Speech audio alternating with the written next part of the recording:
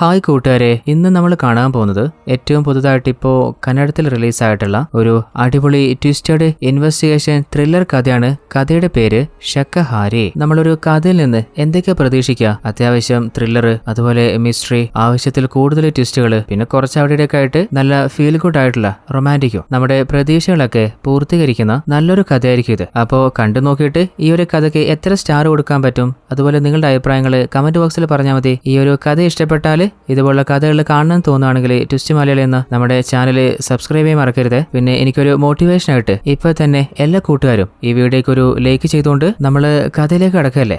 ഈ കഥയുടെ ആരംഭത്തില് ഒരു വെജിറ്റേറിയൻ ഹോട്ടൽ ഓണർ ആയിട്ടുള്ള സുബണ്ണ അങ്ങേരുടെ ഹോട്ടലിൽ വെച്ചിട്ട് എന്തോന്ന് വെട്ടിക്കൊണ്ടിരിക്കുകയാണ്. അപ്പോഴാണ് നമ്മൾക്ക് മനസ്സിലാവുന്നത് അത് ഏതൊരു മനുഷ്യന്റെ ശരീരമാണ്. ഇങ്ങേരിതിപ്പോ ആരെങ്കിലും കൊന്നതായിരിക്കോ ഒന്നും മനസ്സിലാവുന്നില്ല. അങ്ങനെ ആ ഒരു ഡെഡ് ബോഡി ഹോട്ടലിൽ വെച്ച് വെട്ടിമുറിച്ചിട്ട് ഒരു ചാക്കിലാക്കിയിട്ട് എവിടെയോ കൊണ്ടുപോയി നിക്ഷേപിക്കുകയാണ്. എന്നിട്ട് ശരീരത്തിലായിട്ടുള്ള ആ ഒരു രക്തമൊക്കെ അങ്ങേര് കുളിച്ച് കഴുകി വൃത്തിയാവുകയാണ്. അടുത്ത സീനില് ആ ഒരു നാട്ടിലെ പോലീസ് സബ് ഇൻസ്പെക്ടർ ഓട്ടോയില് എങ്ങോട്ട് പോയിക്കൊണ്ടിരിക്കുകയാണ്. അപ്പോഴാണ് അങ്ങയുടെ ഭാര്യ നിധി ഫോൺ ചെയ്യുന്നത്. എന്നിട്ട് കുറച്ച് റാഷായിട്ട് എസ്സയോട് പറയുന്നുണ്ട്, അല്ല നിങ്ങളുടെ വിചാരം എന്താ? എനിക്ക് സുഖമില്ലാന്നും ഹെൽപ്പിനായിട്ട് അധികം ആരും അരികിലില്ലാന്നും നിങ്ങൾക്ക് അറിയുന്നതല്ലേ? എത്ര നാളായി ഇപ്പോ നിങ്ങളൊന്ന് വീട്ടിലേക്ക് വന്നിട്ട്? നിങ്ങളുടെ ഫാമിലിയെ കുറിച്ച് നിങ്ങൾക്ക് ബോധമില്ലെങ്കിൽ പിന്നെ ആർക്കുണ്ടാവുക? അപ്പോൾ എസ് ഐ പറയുന്നുണ്ട്, എന്റെ സിറ്റുവേഷൻ നീ ഒന്ന് മനസ്സിലാക്ക്. കുറെ നാളായിട്ട് ഞാൻ ട്രാൻസ്ഫറിന് അപ്ലൈ ചെയ്യുന്നില്ലേ, ഇപ്രാവശ്യം എന്തായാലും കിട്ടാനുള്ള ചാൻസ് ഉണ്ട്. നമ്മുടെ നാട്ടിലേക്ക് കിട്ടിയാലേ ഞാൻ വേഗം തന്നെ വന്നേക്കാം. അതും പറഞ്ഞിട്ട് അങ്ങനെ ഫോൺ കട്ട് ചെയ്യാണ്. ഓൾറെഡി എസ് ഐ കുറെ നാളായി ട്രാൻസ്ഫർ അപ്ലൈ ചെയ്തിട്ട് ഭാര്യയുടെ ഹെൽത്ത് കണ്ടീഷൻ മോശമല്ലേ, ഭാര്യ വിളിച്ച് പറഞ്ഞുകൊണ്ട് തന്നെ ഉടനെ തന്നെ ഹയർ ഓഫീസർ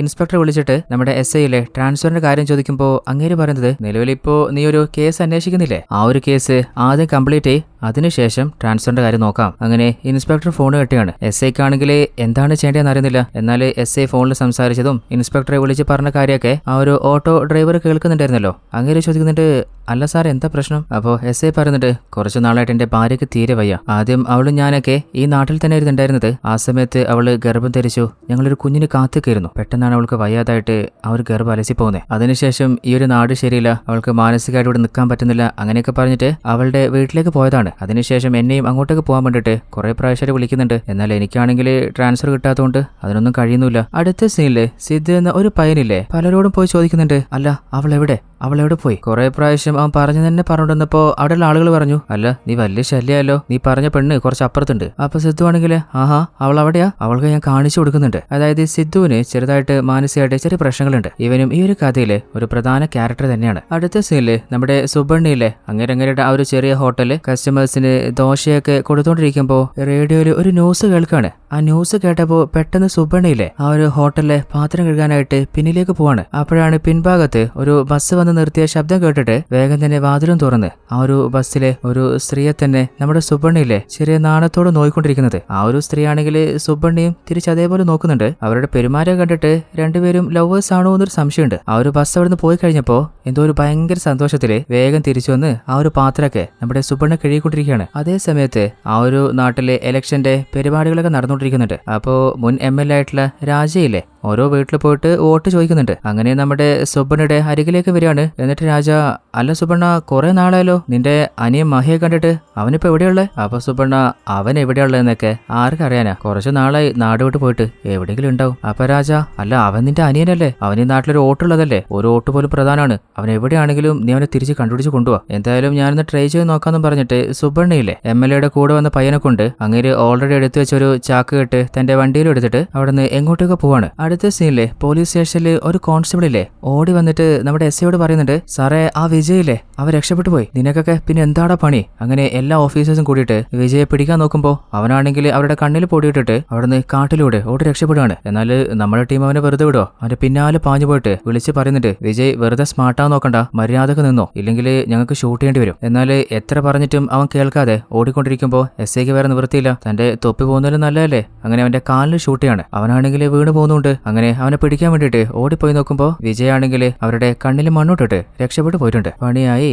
അങ്ങനെ ആ നാട് മുഴുവനായിട്ട് പോലീസ് ടീം വിജയെ തേടി അലയാണ്. എന്നാൽ എവിടെയൊക്കെ അന്വേഷിച്ചിട്ടും ഒരു വിവരവും കിട്ടുന്നില്ല. ഈ വിജയ് ആരാണ്, ഇവന്റെ പിന്നിലെ ഫ്ലാഷ് ബാക്ക് എന്താണ്, അതൊക്കെ കഥ പതിയെ മുന്നോട്ട് പോകുമ്പോൾ നമുക്ക് വ്യക്തമായിട്ട് മനസ്സിലാവും. അടുത്ത സീനില് നമ്മുടെ സുബണ്ണയില്ലേ അങ്ങരുടെ ഹോട്ടലിലേക്ക് വന്ന് നോക്കുമ്പോൾ ഉള്ളിൽ എന്തോ ഒരു ശബ്ദം കേൾക്കുന്നുണ്ട്. ആ പണ്ടാര എലികളായിരിക്കും, ഇന്ന് എല്ലാത്തിനും ഞാൻ കൊല്ലുന്നുണ്ട്. അങ്ങനെ ഉള്ളിലേക്ക് പോകുമ്പോഴാണ് അത് എലിയല്ല, ഓൾറെഡി പോലീസിന്റെ അടുത്ത് നിന്ന് രക്ഷപ്പെട്ടു വന്ന വിജയാണെന്ന് അങ്ങേർക്ക് മനസ്സിലാവുന്നേ. അപ്പോ സുബണ്ണ ചോദിക്കുന്നുണ്ട്, അല്ല മോനെ നീ ഏതാ, ഇത് പോന്നവനും വരുന്നവനൊന്നും കയറി വിശ്രമിക്കാനുള്ള വിശ്രമ കേന്ദ്രമൊന്നുമല്ല, അല്ല നീ എങ്ങനെ ഇതിന്റെ ഉള്ളിൽ കയറിയേ? അപ്പോ അവൻ പറയുന്നുണ്ട്, ഞാനൊരു കുറ്റവും ചെയ്തിട്ടില്ല, ഞാൻ നിരപരാധിയാ. എന്നാൽ പോലീസ് എന്റെ പിന്നാലെയുണ്ട്, എന്നെ പിടിക്കാൻ അവരെന്റെ കാല് വരെ ഷൂട്ട് ചെയ്തു. എന്നാൽ എന്റെ ആയുസിന്റെ ബലം കൊണ്ട് ഞാൻ രക്ഷപ്പെട്ടെ. ദയവ് ചെയ്ത് പോലീസിന് എന്നെ കാട്ടിക്കൊടുക്കല്ലേ. സുബണ്ണയാണെങ്കിൽ മറുത്തൊന്നും പറയാതിരിക്കുമ്പോ വിജയ്ക്ക് പേടിയാവാണ്. അല്ല നിങ്ങളിനി ഇപ്പൊ പോലീസിന് എന്നെ കാണിച്ചു കൊടുക്കാനാണ് ഉദ്ദേശമെങ്കിൽ നിങ്ങൾ ഇവിടുന്ന് പോകുന്നതിന് മുമ്പ് തന്നെ ഞാൻ എന്റെ കഴുത്ത് കത്തിവെച്ചർത്ത് ആത്മഹത്യ ചെയ്യും. അപ്പൊ സുബണ്ണ നീ എന്തൊക്കെയാണ് പറയുന്നത്? ഞാനിപ്പോ ആരോടും ഒന്നും പറയാൻ പോകുന്നില്ല. ഇവനിപ്പോ എന്തിനാ പോലീസ് തേടുന്നേ, ഇവൻ പറയുന്നതിൽ എന്തെങ്കിലും സത്യമുണ്ടോ, അതിനെ കുറിച്ചൊക്കെ നമ്മുടെ സുബണ്ണ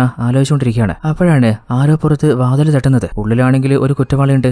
ഈ സമയത്ത് ഇത് പാര. പതിയെ വാതിലിറന്ന് നോക്കുമ്പോ ഒരു പോലീസ് ടീം തന്നെ പുറത്ത് കാത്തുക്കാണ്. സുബണ്ണയുടെ ഉള്ളു വല്ലാതൊന്ന് പടയുന്നുണ്ട്. അല്ല സാറേ എന്താ വേണ്ടേ? അല്ല താനൊരു ഹോട്ടൽ നടത്തല്ലേ, ഹോട്ടലിലേക്ക് എന്തിനാ എല്ലാരും വരിക, സിനിമ കാണാനാ, ചായ കുടിക്കാനല്ലേ? അപ്പോ ഞങ്ങൾ 6 പേർക്ക് ഓരോ ചായ പോരട്ടെ. നമ്മുടെ ഹീറോയുടെ ഉള്ളും കാലും നെഞ്ചെല്ലാം വറക്കുന്നുണ്ട്. അപ്പൊ എസ് അല്ല ഏട്ടാ എന്താ പഴം വിഴുങ്ങിയ പോലെ അങ്ങനെ തന്നെ നിൽക്കുന്നേ, പോയി ചായ എടുക്ക്. അങ്ങനെ സുബണ്ണയാണെങ്കിൽ ചായ എടുക്കാൻ പോകുമ്പോ എസ് ഇല്ലേ വിജയുടെ ഫോട്ടോ എടുത്തിട്ട് നമ്മുടെ സുബണ്ണ കാണിച്ച് ചോദിക്കുന്നുണ്ട്, അല്ല ഇവനെ ഇതിനു മുമ്പ് നിങ്ങൾ എവിടെയെങ്കിലും കണ്ടിട്ടുണ്ടോ? ഇല്ല സാറേ, നിങ്ങൾ പറയുന്ന ആരെയും ഞാൻ കണ്ടിട്ടില്ല. അങ്ങനെ എല്ലാവർക്കും ചായ ഒക്കെ കൊടുത്തിട്ട് അവസാനം ചായയുടെ പൈസ പോലീസുകാരൻ കൊടുക്കുകയാണ്. അങ്ങനെ പൈസ വാങ്ങിയിട്ട് ബാലൻസ് കൊടുക്കുമ്പോൾ പോലീസുകാരൻ ചോദിക്കുന്നുണ്ട്, അല്ല ചേട്ടന് ഞാൻ 50 തന്നിട്ടുള്ളൂ, ഇതിലും ബാലൻസ് ഉണ്ടോ? ചേട്ടൻ തന്നെ വെച്ചൊന്നും പറഞ്ഞ് അവർ പൈസയും കൊടുത്തിട്ട് പോലീസ് ടീം അവിടുന്ന് തിരിച്ചു പോവാണ്. അങ്ങനെ പോലീസ് പോയി കഴിഞ്ഞിട്ട് നമ്മുടെ സുബണ്ണയില്ലേ അങ്ങനെ ഉള്ളിലേക്ക് വരുമ്പോ വിജയാണെങ്കിൽ ഉള്ളിൽ തീ തിന്നോണ്ടിരിക്കുകയായിരുന്നില്ലേ. എന്നാൽ സുബണ്ണ തന്നെ രക്ഷിച്ചില്ലേ. അപ്പോ കൈകൂപ്പി നന്ന് പറഞ്ഞുകൊണ്ടിരിക്കുമ്പോ പെട്ടെന്ന് വിജയാണെങ്കിൽ ബോധം കെട്ട് പോവാണ്. നോക്കുമ്പോ സുബണ്ണക്ക് മനസ്സിലായിട്ടുണ്ട് കാലിൽ മുറിവായിട്ട് രക്തം ചോർന്നു പോയതുകൊണ്ടാണ്. അങ്ങനെ കാലിലെ മുറിവൊക്കെ കെട്ടിക്കൊടുത്തിട്ട് വിജയ്ക്ക് എന്തോ നാട്ടുമരുന്ന് കഷായം പോലെ എന്തോ ഉണ്ടായി കൊടുക്കുന്നുണ്ട്. അപ്പൊ വിജയ് ഞാനാണെങ്കിൽ ഇതുപോലൊരു സാഹചര്യത്തിൽ എന്റെ അടുത്ത് ആരെങ്കിലും വന്നാല് ചിലപ്പോ ഹെൽപ്പ് പോലും ചെയ്യില്ലായിരുന്നു. എന്നാൽ ഞാൻ ആരാണ് ഒന്നും അറിയാതെ നിങ്ങളെ ഹെൽപ്പ് ചെയ്തില്ലേ. സുബണ്ണ നിങ്ങൾ വലിയൊരു മനുഷ്യനാ. ഈ പോലീസൊക്കെ തേടി വരുന്ന പോലെ ഞാൻ ആരെയും കൊന്നിട്ടില്ല. അപ്പൊ സുബണ്ണ അത് നിന്നെ ഞാൻ ആദ്യം കണ്ടില്ലേ, നിന്റെ മുഖം കണ്ടപ്പോൾ തന്നെ എനിക്ക് മനസ്സിലായിരുന്നു. അതുകൊണ്ടാണ് പോലീസിന് മുമ്പിൽ ഞാൻ നിന്നെ കാണിച്ചു കൊടുക്കാതിരുന്നത്. നീ ടെൻഷൻ അടിക്കണ്ട, നീ സമാധാനത്തിലിരിക്കും. അപ്പൊ വിജയ് സുബണ്ണ കുറച്ചുനാൾ ഈ പോലീസ് എന്നെ തേടിക്കഴിഞ്ഞാല് പിന്നെ അവരുടെ തെരച്ചിലൊന്നും നിൽക്കും. നിങ്ങൾ ടെൻഷൻ അടിക്കണ്ട, അപ്പൊ ഞാൻ പോയിക്കോളാം. നീ ഇപ്പോ അതിനെക്കുറിച്ച് ഒന്നും ടെൻഷൻ അടിക്കണ്ട. തൽക്കാലം സമാധാനത്തില് നിന്റെ ഹെൽത്ത് നോക്ക്. ഞാൻ ചോദിക്കുന്നുണ്ട് നിനക്ക് ബുദ്ധിമുട്ടില്ലെങ്കിൽ എന്താ നിന്റെ ലൈഫിൽ സംഭവിച്ചേ, എന്തിനാ പോലീസ് നിന്റെ പിന്നാലെ ഇങ്ങനെ? അപ്പോ അറിയാതെ വിജയുടെ കണ്ണ് നിറയാണ്. എന്നിട്ട് അവൻ എന്താണ് സംഭവിച്ചത് അവന്റെ ഫ്ലാഷ് ബാക്ക് പറയുന്നുണ്ട്. എനിക്ക് സ്വന്തം എന്ന് പറയാനേ ആരുമില്ല, അച്ഛനോ അമ്മയോ ഫാമിലിയോ. എന്റെ ഫാമിലിയായിട്ട് എനിക്ക് ആകെ എപ്പോഴും എന്റെ കൂടെ ഉണ്ടായിരുന്നത് എന്റെ കൂടെ പഠിച്ച ഒരു കൂട്ടുകാരനായിരുന്നു. അവന്റെ പേര് ഹർഷ. എന്നാൽ അവനൊരു കൂട്ടുകാരനായിട്ടല്ല ഒരു ഏട്ടനെ പോലെയാ ഞാൻ കണ്ടിട്ടുണ്ടായിരുന്നത്. ഞങ്ങള്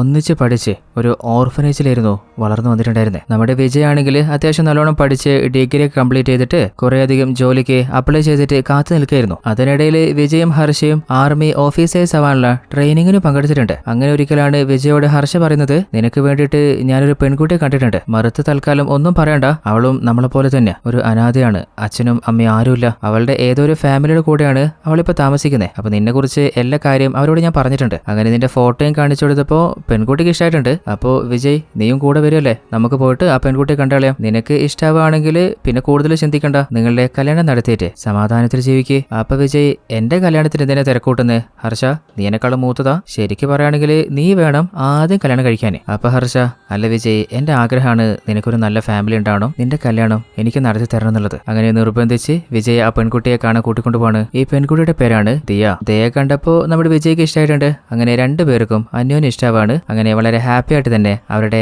മാരേജും കഴിയാണ്. അങ്ങനെ വിജയും ദിയയും വളരെ ഹാപ്പി ആയിട്ട് സമാധാനത്തില് അടിച്ചു പൊളിച്ച് ജീവിക്കുകയാണ്. ആ ഒരു സമയത്താണ് നമ്മുടെ വിജയ്ക്ക് ഓൾറെഡി അറ്റൻഡ് ചെയ്ത ഒരു ജോലിക്കുള്ള ലെറ്റർ വരുന്നത്. എന്നാൽ ദിയ ആണെങ്കിൽ നമ്മുടെ കല്യാണം ഇപ്പൊ കഴിഞ്ഞതല്ലേ, എന്നെ ഒറ്റക്കാക്കിട്ട് പോലെ ഒരു കാര്യം ചെയ്താലോ, ഞാനും നിങ്ങളോട് വരട്ടെ. എന്നാലും വിജയ് അല്ല നീ ഇത് എന്താ അറിയട്ടാ, ഇപ്പൊ എനിക്ക് ജോലി കിട്ടിയിട്ടില്ല. ഇത് ട്രെയിനിങ് പീരീഡാ. 2 വർഷത്തെ ട്രെയിനിങ് കഴിഞ്ഞാലേ ജോലി സ്ഥിരമുള്ളൂ. അതിനുശേഷം ഞാൻ കൊണ്ടുപോകാം. നീ വെറുതെ ടെൻഷൻ അടിക്കണ്ട.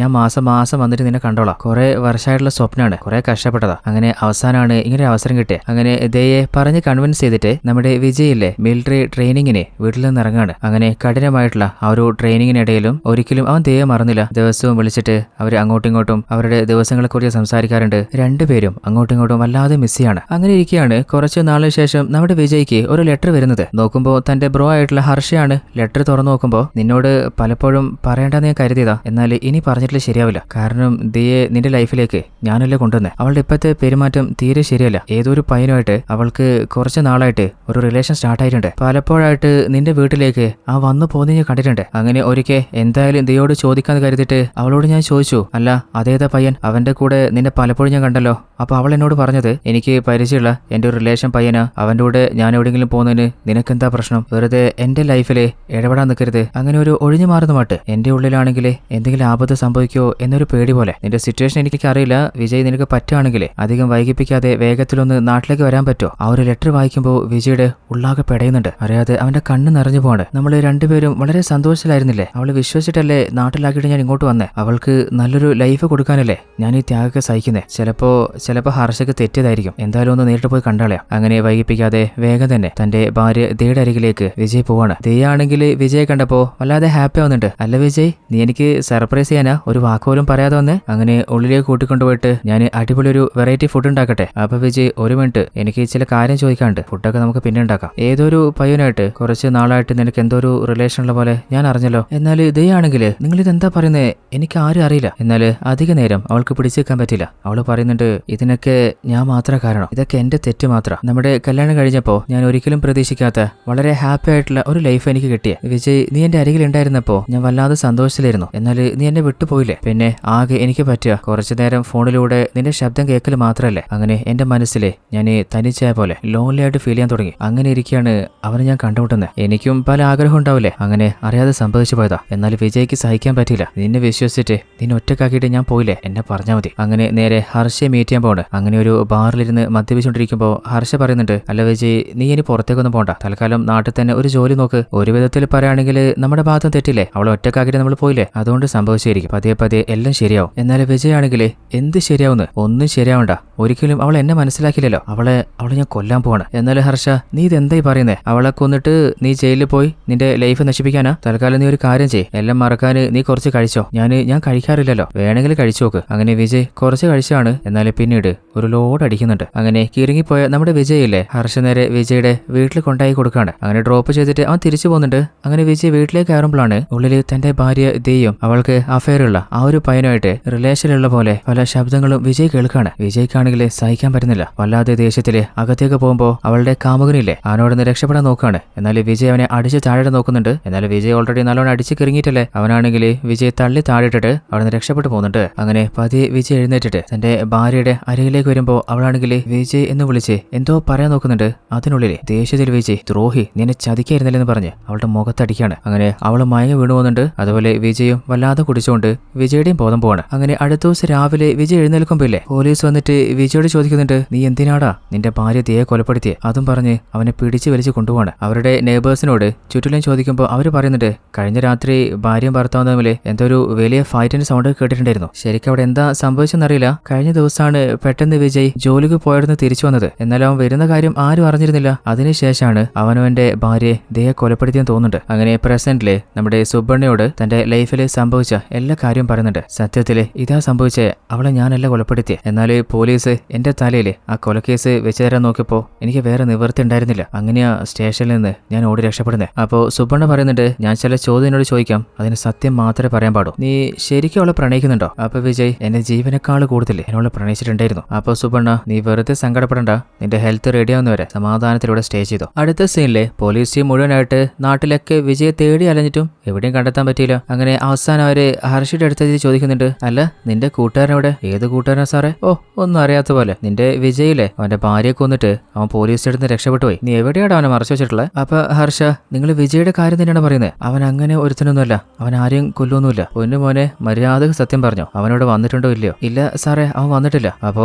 അവൻ വന്നാല് ഉടനെ തന്നെ ഞങ്ങൾ അറിയിക്കണം. അങ്ങനെ നമ്മുടെ ഇൻസ്പെക്ടർ ഇല്ലേ, അവര് നാട്ടില് എല്ലാ വണ്ടികളും ചെക്ക് ചെയ്ത് നോക്കുന്നുണ്ട്, പക്ഷെ ഒരു വിവരവുമില്ല. അപ്പോഴാണ് നമ്മുടെ ഇൻസ്പെക്ടർ എസ് കോൾ ചെയ്യുന്നത്. അപ്പോഴാണ് എസ് പറയുന്നത്, സാർ ഒരു ചെറിയ പ്രശ്നമുണ്ട്. ആ ഒരു വൈഫിനെ കൊലപ്പെടുത്തി കൊലയാളി വിജയില്ലേ, അവൻ സ്റ്റേഷനിൽ നിന്ന് രക്ഷപ്പെട്ടു പോയി. അവനെ പിടിക്കാൻ വേണ്ടി ഞാൻ ഷൂട്ട് ചെയ്തതാ, പക്ഷെ എന്നിട്ടും അവൻ ഞങ്ങളെ പറ്റിച്ചളഞ്ഞു. അപ്പൊ ഇൻസ്പെക്ടർ, നീ എന്താടാ ഈ പറയുന്നത്? നിനക്ക് ട്രാൻസ്ഫർ കിട്ടാത്തതുകൊണ്ട് നീ അതിന്റെ ദേഷ്യം തീർത്തതാ? ഇനി അവനെ നീ തീർത്തളഞ്ഞിട്ടേ എവിടെയെങ്കിലും കുഴിച്ചു മൂടിയോ? എന്നിട്ട് ഇപ്പൊ ഒരു കഥ ഇറക്കുന്നയാ? അല്ല സാറേ, ഞാനെന്തിനാ അവനെ കൊല്ലുന്നേ? അവൻ ശരിക്കും ഞങ്ങളെ പറ്റിച്ചു പോയതാ. അപ്പൊ ഇൻസ്പെക്ടർ, മര്യാദക്ക് നീ അവനെ തേടി കണ്ടുപിടിക്കാൻ നോക്ക്. അല്ലെങ്കിൽ നീ ചോദിച്ച ട്രാൻസ്ഫർ അല്ല, നിന്റെ ഡിപ്പാർട്ട്മെന്റിൽ നിന്ന് തന്നെ ഞാൻ ഡിസ്മിസ് ചെയ്യാൻ പോകുന്നത് പറഞ്ഞിട്ട് അങ്ങനെ ഫോണ് കട്ടിയാണ്. അടുത്ത സീല് നമ്മുടെ സുബ്ബണ്ണയിലെ തന്റെ ഹോട്ടലിലെ പാത്രങ്ങളൊക്കെ കഴുകിക്കൊണ്ടിരിക്കുമ്പോൾ റേഡിയോയില് ന്യൂസ് പറയാണ്. അതേ ടൈമിലാണല്ലോ ബസ് വരിക. അങ്ങനെ പിന്നിലേക്ക് ഓടിപ്പോവാണ്. അങ്ങനെ മറഞ്ഞെന്ന് ആ ഒരു സ്ത്രീയെ നോട്ടിടുന്നുണ്ട്. അവരും തിരിച്ചു നോക്കുകയാണ്. അങ്ങനെ ബസ് പോയി കഴിഞ്ഞപ്പോ സന്തോഷത്തില് ഉള്ളിലേക്ക് കയറിയപ്പോഴാണ് രണ്ട് പോലീസുകാര് ഹോട്ടലിലേക്ക് വന്നിരിക്കുന്നത് കാണുന്നത്. എന്നിട്ട് ഒരു ചായക്ക് പറയുന്നുണ്ട്. പോലീസിനെ കണ്ടപ്പോ സുബ്ബണ്ണക്കാണെങ്കിൽ ഉള്ളൊന്ന് പഠിക്കാൻ തുടങ്ങിയിട്ടുണ്ട്. എങ്ങാനും ഉള്ളിൽ വിജയുള്ളത് പോലീസ് കണ്ടു കഴിഞ്ഞാല് നമ്മുടെ സുബ്ബണ്ണെ അത്തൂലെ. അങ്ങനെ പോലീസിന് ചായ കൊടുത്തു കഴിഞ്ഞപ്പോഴാണ് പെട്ടെന്ന് ഉള്ളിൽ നിന്ന് വിജയില്ലേ ചുമക്കാൻ തുടങ്ങുന്നത്. പണി പാളിയോ? എന്നാലും പെട്ടെന്ന് സുബ്ബണ്ണയെ ചുമക്കാണ്. അങ്ങനെ പോലീസിന് സംശയം വരാതെ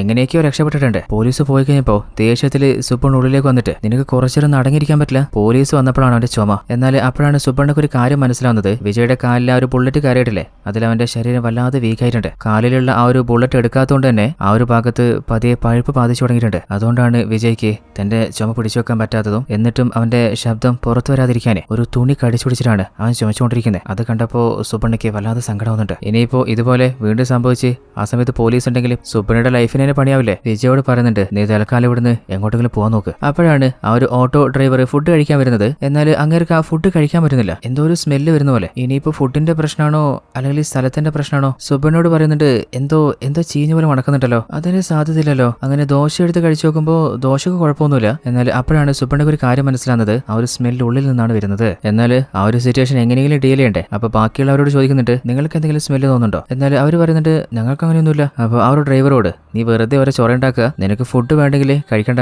നീ പോയിക്കോ, വെറുതെ അവരെ കുറ്റം പറയാൻ നിൽക്കരുത്. അല്ല മാഷെ, നിങ്ങൾ ഇവിടെ എന്തെങ്കിലും ക്ലീൻ ചെയ്തിട്ടുണ്ടാവും, അതിന്റെ സ്മെല്ലായിരിക്കും, എന്റെ തലേ കയറണ്ട. എനിക്ക് ചെറുപ്പം മുതലേ ഈ സ്മെല്ലൊക്കെ നല്ലോണം പിടിക്കാൻ പറ്റും. കുറെ ദൂരെ ആണെങ്കിലും അങ്ങനെ എന്തെങ്കിലും ഉണ്ടെങ്കിൽ എനിക്ക് പെട്ടെന്ന് കിട്ടും, അങ്ങനെ തോന്നിയതായിരിക്കും. നിങ്ങൾ ചൂടാവണ്ട, ഫുഡ് വന്നേക്ക് ഞാൻ കഴിച്ചിട്ട് പോയിക്കോളാം. എന്നാലും സുബ്ബണ്ണ ആണെങ്കിൽ നിനക്ക് ഒരു ഫുഡും ഇല്ല, നീ ഒന്ന് ഇവിടുന്ന് സ്ഥലം കാലിയാക്കോ. അങ്ങനെ സുബ്ബണ്ണ ഉള്ളിലേക്ക് വന്ന് നോക്കുമ്പോ വിജയുടെ കാലില് ആ ഒരു മുറിവുണ്ടായിരുന്നില്ലേ, അത് വല്ലാതെ പഴുത്തു തുടങ്ങിയിട്ട് ആ ഒരു മുറിവിൽ നിന്നാണ് ആ സ്മെല്ല് വന്നുകൊണ്ടിരിക്കുന്നത്. അപ്പോ കാര്യം എന്താണെന്ന് സുബ്ബണ്ണക്ക് മനസ്സിലായിട്ടുണ്ട്. അങ്ങനെ അന്ന് രാത്രി വല്ലാതെ ടയർഡ് ആയതുകൊണ്ട് സുബ്ബണ്ണ ഉറങ്ങാൻ കിടക്കുകയാണ്. എന്നാൽ നമ്മുടെ വിജയ്ക്ക് ഉറങ്ങാൻ പറ്റുന്നില്ല. കാലിലെ ആ ഒരു വേദന കൊണ്ട് പതിയെ കാട്ടിൽ നിന്ന് എഴഞ്ഞിഴഞ്ഞിട്ട് ആ ഒരു കിച്ചണിലെ അടുപ്പിൽ കത്തിക്കൊണ്ടിരുന്ന ആ ഒരു തീയിലേക്ക് ഒരു കത്തി എടുത്തിട്ട് ചൂടാക്കുകയാണ്. എന്നിട്ട് അവന്റെ വേദനയുടെ ശബ്ദം പുറത്തുവരാതിരിക്കാൻ വായില് ഒരു തുണി തിരുക്കിയിട്ട് ആ ഒരു ബുള്ളറ്റില്ലേ അത് ആ കത്തി വെച്ചിട്ട് എടുക്കാൻ നോക്കുകയാണ്. എന്നാൽ വിജയ്ക്ക് സഹിക്കാൻ പറ്റിയില്ല. കാറി പോന്നിട്ട് ആ ശബ്ദം കേട്ടിട്ട് നമ്മുടെ സുബ്ബണ്ണ ഞെട്ടി എഴുന്നേൽക്കാണ്. അല്ല, ആരെങ്കിലും ഇപ്പൊ ഇവന്റെ ശബ്ദം കേട്ടിട്ടുണ്ടാവോ? പതിയെ പുറത്തു നോക്കുമ്പോ ആ ഒരു ഓട്ടോ ഡ്രൈവർ അവിടെ നിൽക്കുന്നുണ്ട്. അയാള്, അല്ല സുബ്ബണ്ണ, എന്താ ഒരു സൗണ്ടൊക്കെ? ഉള്ളില് വേറെ ആരെങ്കിലും ഉണ്ടോ? ആരും ഇല്ലടാ, ഉള്ളില് എലിശല്യം കൊണ്ടേ ഉറങ്ങിക്കൊണ്ടിരുന്നപ്പോ പെട്ടെന്നൊന്ന് ചാടി അതില് ഞെട്ടിട്ട് കുറച്ച് ഒച്ചത്തിൽ അലറിപ്പോയി തോന്നുന്നു. ആ അതായിരുന്നോ? എന്നാ പിന്നെ ഓക്കെ. അതും പറഞ്ഞിട്ട് നമ്മുടെ ഡ്രൈവർ അവിടെ നിന്ന് തിരിച്ചു പോവാണ്. അവന് പ്രത്യേകിച്ച് സംശയമൊന്നും വന്നിട്ടില്ല. എന്നാൽ സുബ്ബണ്ണ ദേഷ്യത്തില് ഉള്ളിലേക്ക് പോയിട്ട് വിജയോട് പറയുന്നുണ്ട്, നിന്റെ വിചാരം എന്താ? നിന്റെ കൂടെ ഞാനും ജയിലിലേക്ക് പോണെന്നാ? ഒന്ന് അടങ്ങി കിടന്നൂടെ? സുബ്ബണ്ണ, കാല് പഴുത്തങ്ങൾ കാണുന്നില്ലേ? ഈ ഒരു ബുള്ളറ്റ് കടന്നിട്ടാ കാലിലെ പഴുപ്പ് കൂടിയിട്ട് ഓരോ ദിവസവും ജീവൻ പോയിക്കൊണ്ടിരിക്കുക. അപ്പൊ അതെങ്ങനെയെങ്കിലും പുറത്തെടുക്കാനാ. അങ്ങനെ അവസാനം എടുത്തിട്ടുണ്ട്, എന്നോടൊന്ന് ക്ഷമിച്ചേക്ക്, ഞാൻ അധികം വൈകാതെ ഇവിടുന്ന് പോയിക്കോളാം. അങ്ങനെ എഴഞ്ഞെഴഞ്ഞ് ഉള്ളിലേക്ക് പോവാണ്. സുബ്ബണ്ണക്ക് ആരെങ്കിലും വിളിച്ചിട്ട് വിജയുടെ ട്രീറ്റ്മെന്റ് ചെയ്യണമെന്നുണ്ട്. ഇനിയിപ്പോ അയാൾ പറഞ്ഞിട്ട് പോലീസ് അറിഞ്ഞാലോ? ഇങ്ങേർക്കാണെങ്കിൽ വലിയ വിദ്യാഭ്യാസമൊന്നും ഇല്ലാത്തതുകൊണ്ട് കൂടുതലായിട്ട് എന്താ ചെയ്യേണ്ടതെന്ന് അറിയുന്നില്ല. വിജയാണെങ്കിൽ ഉള്ളിലേക്ക് പോയില്ലേ. സുബ്ബണ്ണക്ക് നല്ലോണം സങ്കടാവുന്നുണ്ട്. എന്നാൽ അപ്പോഴാണ് പെട്ടെന്ന് വിജയില്ലേ പോലീസ് തന്നെ പിടിക്കാൻ വന്ന പോലെ ഒരു സ്വപ്നം കണ്ടിട്ട് ഞെട്ടി എഴുന്നേൽക്കുന്നത്. അപ്പൊ സുബ്ബണ്ണ, നീ പേടിക്കണ്ട, പോലീസ് ഒന്നുമല്ല ഞാനാ. വേദന കുറയാന് കുറച്ച് കഷായം ഞാൻ ഉണ്ടാക്കിയിട്ടുണ്ട്. അങ്ങനെ അതും കുടിക്കാൻ കൊടുത്തിട്ട് സുബ്ബണ്ണ നേരെ ഹോട്ടലിലേക്ക് വന്നിട്ട് തന്റെ കസ്റ്റമേഴ്സിനെ ഡീൽ ചെയ്യാണ്. അപ്പോഴാണ് റേഡിയോയില് വാർത്ത പ്ലേ ആവുന്നത്. അപ്പൊ കറക്റ്റ് ടൈം ആയിട്ടുണ്ട്. ആ ഒരു സ്ത്രീയെ കാണാന് പിന്നിലേക്ക് പോകാന് പാത്രം എടുത്ത് പോകുമ്പോ ഒരു കസ്റ്റമർ ഉള്ളിലേക്ക് വരികയാണ്. അപ്പൊ സുബ്ബണ്ണ, നീ ഇത് എങ്ങോട്ടാടാ? അല്ല, വെറുതെ ഒന്ന് ഉള്ളൊക്കെ കാണാന്ന് വെച്ചിട്ട്. ആഹാ, ഈ വീടെന്താ ഞാൻ വിൽക്കാൻ വെച്ചേക്ക, ഒന്ന് പുറത്തു പോയിരിക്കടോ. അതും പറഞ്ഞിട്ട് ആ പാത്രം എടുത്തിട്ട് കഴുകാൻ പിന്നിലേക്ക് പോവാണ്. എന്നാൽ അപ്പോഴാണ് നേരത്തെ വന്ന അയാളില്ലേ, അയാള് പിന്നെ ഉള്ളിലേക്ക് വന്നിട്ടുണ്ട്. അപ്പൊ ദേഷ്യത്തില് അയാളെ വീണ്ടും നമ്മുടെ സുബ്ബണ്ണ ഓടിച്ചു വിടാണ്. അതിനുള്ളില് ആ ഒരു ബസ് കടന്നു പോയിട്ടുണ്ട്. നമ്മുടെ സുബ്ബണ്ണക്ക് തന്റെ ലവറെ ഇപ്രാവശ്യം കാണാൻ പറ്റിയില്ല. അതേ സമയത്ത് മറ്റൊരു ഭാഗത്ത് വിജയുടെ ഫ്രണ്ട് ഹർഷയില്ലേ ആ നാട് മുഴുവനായിട്ട് തന്റെ കൂട്ടുകാരൻ വിജയ് തേടി ഇറങ്ങാണ്. അവൻ എന്താ പറ്റിയെന്ന് പോലും അറിയുന്നില്ലല്ലോ. അവസാനം എന്തെങ്കിലും കഴിക്കാൻ നമ്മുടെ സുബണ്ണയുടെ കടയിലേക്ക് വരികയാണ്. എന്നാൽ ആ സമയത്തും തന്റെ ഫ്രണ്ടിനെ ഓർത്തിട്ട് ഹർഷയ്ക്ക് ഭക്ഷണം പോലും കഴിക്കാൻ പറ്റുന്നില്ല. കഴിച്ചതൊക്കെ ഛർദ്ദിച്ചു പോവാണ്. അതേ സമയത്ത് വിജയ് ആണെങ്കിലേ ഉള്ളിൽ തന്റെ അവസ്ഥ ഓർത്തിട്ട് താൻ അതിന് മാത്രം എന്ത് തെറ്റെയ്തിട്ടാ ഇങ്ങനെ അനുഭവിക്കേണ്ടി വരുന്നത്. അങ്ങനെ അറിയാത്തവന്റെ കണ്ണ് നിറയുമ്പോൾ ആ കാഴ്ച സുബണ്ണക്ക് സങ്കടാവുന്നുണ്ട്. അല്ല നീ എന്തിനാ ഇപ്പൊ കരയുന്നേ? നീ ആ ദയയെക്കുറിച്ച് ആലോചിച്ചിട്ടാണ് സങ്കടപ്പെടുന്നത്. നല്ല ഹാപ്പി ആയിട്ടുള്ള പോസിറ്റീവ് ആയിട്ടുള്ള ഒരു ഭാവി ഉണ്ടാവുന്ന ഒരു പ്രതീക്ഷ നിനക്ക് നീ തന്നെ കൊടുക്ക്. അപ്പൊ വിജയ് അല്ല അവൾ എന്നെ വിശ്വസിച്ചിട്ട് എന്റെ കൂടെ വന്നതല്ലേ, അവൾ ആഗ്രഹിച്ചത് എനിക്ക് കൊടുക്കാൻ പറ്റിയിട്ടില്ലല്ലോ, അതുകൊണ്ടുകൂടിയല്ലേ അവൾക്ക് ഇങ്ങനെ ഒരു ബുദ്ധി തോന്നി. എന്റെ ഭാഗത്തും തെറ്റുണ്ട്. അപ്പൊ സുബണ്ണ നീ വെറുതെ എന്തൊക്കെയാ ചിന്തിക്കുന്നേ? അല്ല സുബണ്ണ ഞാനുള്ളതുകൊണ്ടല്ലേ നിങ്ങൾക്ക് ഇത്രയൊക്കെ ബുദ്ധിമുട്ട്. നാളെ ഞാൻ ഇവിടെ പോയി തരാം. നീ ഇപ്പൊ എങ്ങോട്ടും പോണ്ട. നിനക്ക് നല്ലോണം പനിക്കുന്നുണ്ട്. പനിയൊന്ന് ശരിക്കും മാറട്ടെ. പനിയൊക്കെ കുറവുണ്ട് സുബണ്ണ. ഞാൻ നാളെ തന്നെ പോയിക്കോളാം. അപ്പൊ സുബണ്ണ അല്ല നീ പോവാൻ തീരുമാനിച്ചോ? അങ്ങനെയാണെങ്കിൽ ബാക്കി സാഹചര്യങ്ങളൊക്കെ ഞാൻ സെറ്റ് ചെയ്ത് തരാം. പിന്നെ അതുവരെ ഒച്ചയൊന്നും ഉണ്ടാക്കിയിട്ട് ആരെ അറിയിക്കാൻ നിൽക്കണ്ട. അങ്ങനെ നമ്മുടെ സുബണ്ണയില്ലേ വിജയ് നാട്ടിലേക്ക് അയക്കാനുള്ള ബസ് ടിക്കറ്റ് ഒക്കെ വാങ്ങാണ്. അതുപോലെ മാറ്റാൻ ഡ്രസ്സ് അതുപോലെ കുറച്ച് സാധനങ്ങളൊക്കെ വാങ്ങിയിട്ട് തിരിച്ചു വരികയാണ്. അതേസമയത്ത് നമ്മുടെ ഹർഷയാണെങ്കിൽ തന്റെ ഫ്രണ്ടിനെ തേടിയിട്ട് നാട് മുഴുവൻ അലയുന്നുണ്ട്. എന്നാൽ ആ സങ്കടത്തിൽ വല്ലാതെ മദ്യപിക്കുകയാണ്. അതേസമയത്ത് മറ്റൊരു ഭാഗത്ത് നമ്മുടെ എസ് ഐയുടെ ഭാര്യ ആണെങ്കിൽ പഴയ പോലെ തന്നെ പരാതി തന്നെയാണ്. വിജയുടെ കാര്യത്തിൽ ഒരു തീരുമാനമാകത്തുകൊണ്ട് എസ് ഐക്ക് ഇങ്ങോട്ട് പോകാനും പറ്റുന്നില്ല. ഒരു സമാധാനമില്ലാതെ തല പുകഞ്ഞുകൊണ്ടിരിക്കുകയാണ്. അങ്ങനെ എസ് ഐ ഇടയ്ക്ക് ഡ്രോപ്പ് ചെയ്യുന്ന ആ ഒരു ഓട്ടോ ഡ്രൈവർ ഇല്ലേ അയാളെയും തന്റെ ബൈക്കിൽ കൂട്ടിയിട്ട് ആ നാട് മുഴുവനായിട്ട് വിജയെ തേടി അലയുന്നുണ്ട്. അങ്ങനെ നമ്മുടെ സുബണ്ണയിലെ കടയിലേക്ക് പോയിട്ട് സാധനങ്ങളൊക്കെ വാങ്ങി വന്ന് വിജയോട് പറയുന്നുണ്ട് നാളെ രാവിലെ 3:30 മണിക്ക് ബാംഗ്ലൂരിലേക്ക് ഒരു ബസ് ഉണ്ട്. അപ്പൊ അതിലെ ടിക്കറ്റൊക്കെ ഞാൻ നേരത്തെ റെഡിയാക്കിയിട്ടുണ്ട്. ആ ഒരു ടൈമിൽ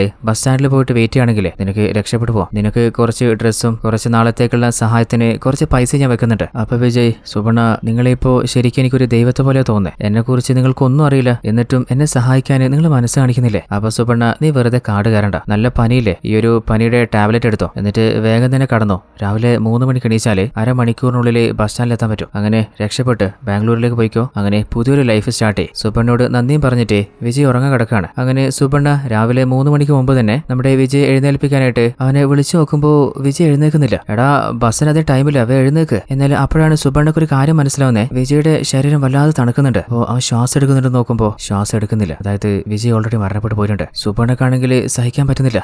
ഇന്ന് രക്ഷപ്പെട്ടു പോയിക്കൂടിരുന്നു. നീ എന്തിനാടാ അതും എന്റെ ഹോട്ടലിൽ വെച്ചിട്ട് മരിക്കാനാണെങ്കിൽ പിന്നെ എന്തിനാ അങ്ങോട്ട് വന്നേ? സുബണ്ണക്കാണെങ്കിൽ എന്താണ് ചെയ്യേണ്ടതെന്ന് അറിയുന്നില്ല. ഇനിയിപ്പോ ഇവന്റെ ബോഡി എങ്ങനെയാണ് ഡിസ്പോസ് ചെയ്യുക? പോലീസിന്റെ അടുത്ത് പോയിട്ടുണ്ടെങ്കിൽ പോലീസ് ഉറപ്പായിട്ടും തന്നെയും പിടിച്ച് ജയിലിടും. ഇനിയിപ്പോ വിജയുടെ ബോഡി എന്താ ചെയ്യാ? സാധാരണ സുബണ്ണ തന്റെ ഹോട്ടലിലെ വേസ്റ്റ് ഒക്കെ ഒരു ചാക്കിൽ കെട്ടിയിട്ട് കുറെ ദൂരമായിട്ട് കൊണ്ടുപോയി കളയാറുണ്ട്. അതുപോലെ വിജയുടെ ബോഡിയും ഒരു ചാക്കിൽ കെട്ടിയിട്ട് കൊണ്ടുപോയിക്കൊണ്ടിരിക്കുകയാണ്. അപ്പോഴാണ് നമ്മുടെ എസ് ഐ ഇല്ലേ അങ്ങേരും ആ ഒരു ഓട്ടോ ഡ്രൈവറും കൂടി വിജയെ തേടിയിട്ട് ബൈക്കിൽ വന്നുകൊണ്ടിരിക്കുന്നില്ലേ അവര് സുബണ്ണയെ കാണാണ്. അവര് ചോദിക്കുന്നുണ്ട് അല്ല ഈ സമയത്ത് നിങ്ങളിത് അങ്ങോട്ടാ? ഓൾറെഡി പേടിച്ച് വിറച്ചെന്ന് സുബണ്ണയില്ലേ പെട്ടെന്ന് സ്റ്റാച്യു പോലെ ഒന്നും പറയാതെ നിൽക്കുകയാണ്. ആ ഒരു ഡ്രൈവർ ചോദിക്കുന്നുണ്ട് എന്താ സുബണ്ണ എന്താ കാര്യം പറ. അയാൾ പറയുന്നുണ്ട് അല്ല രാവിലെ നീലടാ ഫുഡ് കഴിക്കാൻ വന്നിട്ട് ഹോട്ടലിൽ എന്തോ സ്മെല്ലുണ്ട് അങ്ങനെ ഇങ്ങനെയെന്നൊക്കെ പറഞ്ഞേ ഞാൻ ഹോട്ടലും റൂമും മുഴുവനായിട്ട് ക്ലീൻ ചെയ്ത് ആ ഒരു വേസ്റ്റ് കളയാൻ കൊണ്ടുപോയിക്കൊണ്ടിരിക്കുക. അപ്പൊ എസ് ഐ പറയുന്നുണ്ട് സമയം ഇപ്പൊ 3 മണിയെന്ന് അറിയില്ലേ, വേസ്റ്റ് ഒക്കെ നാളെ രാവിലെ കൊണ്ടിട്ടാൽ മതി. ഇപ്പൊ തൽക്കാലം വീട്ടിലേക്ക് പോ. സുബണ്ണയാണെങ്കിൽ എന്തായാലും പിടിക്കപ്പെട്ടിട്ടില്ലല്ലോ, സമാധാനത്തില് അവിടുന്ന് തിരിച്ചു പോവാണ്. അങ്ങനെ വിജയുടെ ബോഡി എങ്ങനെയൊക്കെ വലിച്ചുള്ളിലേക്ക് കൊണ്ടുവരുന്നുണ്ട്. എന്നാൽ സുബണ്ണയ്ക്ക് പെട്ടെന്ന് ഹാർട്ട് അറ്റാക്ക് വരികയാണ്. ആഹാ തീരുമാനമായെന്ന് കരുതുമ്പോഴാണ് പതിയെ വേദന ശരിയാവാണ്. സുബണ്ണയ്ക്ക് വല്ലാതെ ദേഷ്യം വന്നിട്ട് നീ എന്തിനാടാ എന്റെ ജീവിതത്തിലേക്ക് കയറി വന്നേ? നീ കാരണമാണ് ആവശ്യമില്ലാത്ത ടെൻഷനും സ്ട്രെസ്സും ഒക്കെ എടുത്ത് തലയിൽ വെച്ചിട്ടുള്ള. ഇനിയിപ്പോ എന്താ ചെയ്യാ? ഒരു കാര്യം ചെയ്യാം, ഈ ഒരു ബോഡി വെട്ടിമുറിച്ചിട്ട് കത്തിച്ച് കളഞ്ഞേക്കാം. അങ്ങനെ കട്ട് ചെയ്ത് ചെറിയ ചെറിയ പീസുകളാക്കിയിട്ട് അടുപ്പിൽ വെച്ച് കത്തിക്കുകയാണ്. ഈ ഒരു സീനായിരിക്കാം കഥയുടെ ആരംഭത്തിൽ നമ്മൾ കണ്ടിട്ടുണ്ടായിരുന്നത്. അല്ല ഇത് തന്നെ ആയിരിക്കോ? ഇനി വേറെ എന്തെങ്കിലും ഉണ്ടാവോ? എന്തായാലും നമുക്ക് കണ്ടുപോക്കാം. അങ്ങനെ ഓൾറെഡി വിജയുടെ ബോഡിയെ കരിച്ചു കളഞ്ഞില്ലേ, ഇനി പേടിക്കാനൊന്നുമില്ല. അങ്ങനെ സമാധാനത്തിൽ അടുത്ത ദിവസം തന്റെ കട ഓപ്പൺ ചെയ്യാണ്. അപ്പോഴാണ് റേഡിയോയില് ന്യൂസ് വരുന്നത് ആഹാ ബസ് വരാൻ ടൈമായല്ല. ഓടിപ്പോയിട്ട് ബസ്സിൽ നോക്കുമ്പോൾ ആ ഒരു ലേഡിയെ കാണാനില്ല. അവക്കിന്ന് ബസ് കിട്ടിയില്ലേ, അല്ലെങ്കിൽ എന്തെങ്കിലും അർജന്റ് ജോലി ഉണ്ടായിരിക്കും. അങ്ങനെ സങ്കടത്തിൽ ഉള്ളിലേക്ക് നോക്കുമ്പോൾ അവിടെ 2 പോലീസുകാർ വന്നിരിക്കുന്നുണ്ട്. അവരാണെങ്കിൽ ചായക്ക വന്നിട്ടുള്ളത്. എന്നാൽ അവർക്ക് ചായ എടുക്കുമ്പോഴും സുബണ്ണയ്ക്ക് നല്ല പേടിയുണ്ട്. അവന്റെ ബോഡി കത്തിച്ചിട്ടുണ്ടെങ്കിലും ഞാനും പിടിക്കപ്പെട്ടാലോ? അപ്പോൾ ആ ഒരു പോലീസുകാർ ചോദിക്കുന്നുണ്ട് നിങ്ങൾ ആരെങ്കിലും വിജയ് എന്ന ഈ പയ്യനെ കണ്ടിട്ടുണ്ടായിരുന്നോ? അപ്പോൾ അവിടെയുള്ള ഒരാളെ ചോദിക്കുന്നുണ്ട് അല്ല ഇതുവരെ നിങ്ങൾ വിജയെ കണ്ടുപിടിച്ചിട്ടേ ഇല്ല, ഇതുവരെ അവന്റെ ഒരു വിവരവും ഇല്ല. എന്നാൽ അവന്റെ ഭാര്യ ദിയെ അവനാ കൊലപ്പെടുത്തുന്ന ഒരു കേസ് ഉണ്ടായിരുന്നില്ലേ, അതിന്റെ അന്വേഷണത്തിൽ അവനാ കൊല ചെയ്തില്ലെന്ന് കണ്ടുപിടിച്ചിട്ടുണ്ട്. അവനൊന്ന് കണ്ടു കിട്ടിയാൽ മതി. അവന്റെ ഭാര്യയുടെ കൊലപാതകമായിട്ട് അവനൊരു ബന്ധവുമില്ലാന്ന് ഒന്ന് സൈൻ വാങ്ങിയിട്ട് അവനെ പറഞ്ഞയച്ചാൽ മതി. അതിനുവേണ്ടി ഇപ്പൊ അവനൊന്ന് തേടിക്കൊണ്ടിരിക്കുന്നത്. അത് കേട്ടപ്പോ സുബണ്ണയ്ക്ക് വല്ലാതെ സങ്കടമാവുന്നുണ്ട്. വിജയ് അവൻ അപ്പോഴേ പറഞ്ഞതാ അവൻ ആരെയും കൊന്നിട്ടില്ലാന്ന്. ഓൾറെഡി അവൻ മദ്യപിച്ച് ബോധം കെട്ട അവസ്ഥയിലായിരുന്നു. അപ്പോൾ അവൻ പറഞ്ഞതൊക്കെ സത്യം തന്നെയായിരുന്നു. അങ്ങനെ അടുത്ത ദിവസമില്ലേ നമ്മുടെ സുബണ്ണയുടെ നാട്ടില് ഇലക്ഷൻ വരികയാണ്. ആ ഒരു ഇലക്ഷന് വോട്ട് ചെയ്യാൻ പോകുമ്പോ ആ ഒരു ബൂത്തിലുള്ള ഒരുത്തൻ ചോദിക്കുന്നുണ്ട് അല്ല സുബണ്ണ നിങ്ങളുടെ അനിയൻ ശേഖർ വന്നില്ലേ? അവന്റെ കാര്യമൊന്നും പറയണ്ട, 2 മാസം അവനെ കണ്ടിട്ട്. എവിടെ പോയി, എന്തിനു പോയി, ആരോടുകൂടെ പോയി,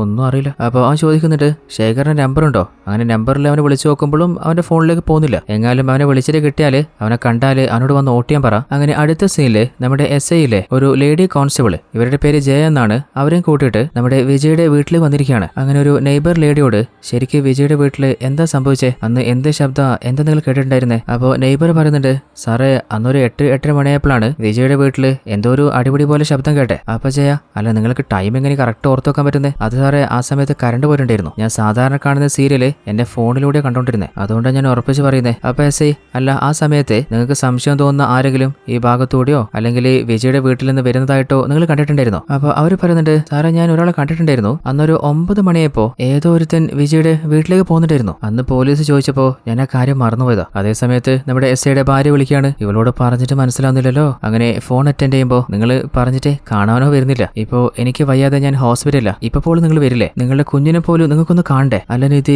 നിനക്ക് പറഞ്ഞത് മനസ്സിലാവാത്തെ? ആ ഒരു കേസ് ക്ലോസ് ചെയ്യാതെ എനിക്ക് ഇവിടെ നിന്ന് എങ്ങോട്ടും അനങ്ങാൻ പറ്റില്ല. എന്റെ സിറ്റുവേഷൻ ഒന്ന് മനസ്സിലാക്ക്. നിങ്ങൾക്ക് ആ ജോലിയാണ് പ്രധാനമെങ്കിൽ അവിടെ തന്നെ ഇരുന്നോ. ഇനിയിപ്പോ ഞാൻ വേണമെങ്കിൽ ആ ഒരു ജോലി കളഞ്ഞിട്ട് ഇങ്ങോട്ട് വരാൻ നോക്ക്. എന്നാൽ SI ആണെങ്കിൽ ദേഷ്യത്തില് ആ ഒരു ഫോൺ നിലത്തെറിഞ്ഞ് പൊട്ടിക്കുകയാണ്. അതേ സമയത്ത് നമ്മുടെ സുബണ്ണയുടെ ഹോട്ടലിലെ ആ ഹോട്ടലിലേക്ക് ഇടക്കിടക്ക് സുബണ്ണ ബസ്സിലൊരു ലേഡി വരുന്നുണ്ട് നോക്കാറില്ലേ? ആ ഒരു ലേഡി തന്റെ മകനെയും കൂട്ടിട്ട് വരികയാണ്. അവരെ കണ്ടപ്പോ സുബണ്ണയ്ക്ക് ഇതാണ് ചെയ്യേണ്ടതെന്ന് അറിയുന്നില്ല. അങ്ങനെ അവർക്ക് ഭക്ഷണം കൊടുക്കുന്നുണ്ട്, അവർക്ക് കുടിക്കാൻ വെള്ളം കൊടുക്കുന്നുണ്ട്. അതേ സമയത്ത് ആ ഒരു ഹോട്ടലിലേക്ക് പല കസ്റ്റമേഴ്സും വന്നിട്ട് ഭക്ഷണം കഴിച്ച് പോകുന്നുണ്ട്. അതായത് നമ്മുടെ സുബണ്ണ ആണെങ്കിൽ തന്റെ ലവറെ കണ്ടിട്ട് തരിച്ച് നിന്നുപോയതാണ്. സുബണ്ണയുടെ ലവറുടെ പേര് സുധ എന്നാണ്. അവരോട് എന്തെങ്കിലും സംസാരിക്കാൻ നോക്കുമ്പോൾ അതിനുള്ളിലെ കസ്റ്റമേഴ്സ് അത് വേണം ഇത് വേണം എന്നൊക്കെ പറഞ്ഞിട്ട് സുബണ്ണക്ക് അവരൊന്നും ശ്രദ്ധിക്കാനേ പറ്റിയില്ല. അങ്ങനെ സുധ തന്റെ മകനെ കൂട്ടിട്ട് അവിടുന്ന് തിരിച്ചു പോവാണ്. അങ്ങനെ വല്ലാതെ സങ്കടാവുന്നുണ്ട്. എത്ര വർഷമായി അവളോട് ഒന്ന് സംസാരിക്കാൻ ഞാൻ കാത്തു നിൽക്കുന്നു, ഇന്നൊരു അവസരം കിട്ടിയിട്ട്. അപ്പോഴാണ് സുധയുടെ മകനില്ലേ അവൻ ഓടി വന്നിട്ടൊരു ലെറ്റർ കൊടുക്കുന്നത്. നമ്മുടെ സുബണ്ണ ആണെങ്കിൽ വല്ലാതെ ഹാപ്പി ആവാണ്. അങ്ങനെ വേഗം തന്നെ കുളിച്ച് ഡ്രസ്സൊക്കെ മാറി മുടിയൊക്കെ വാരി സുന്ദരനായിട്ട് പതിയെ ആ ഒരു ലെറ്റർ എടുത്ത് വായിക്കുകയാണ്. അതിൽ എഴുതിയിട്ടുള്ളത്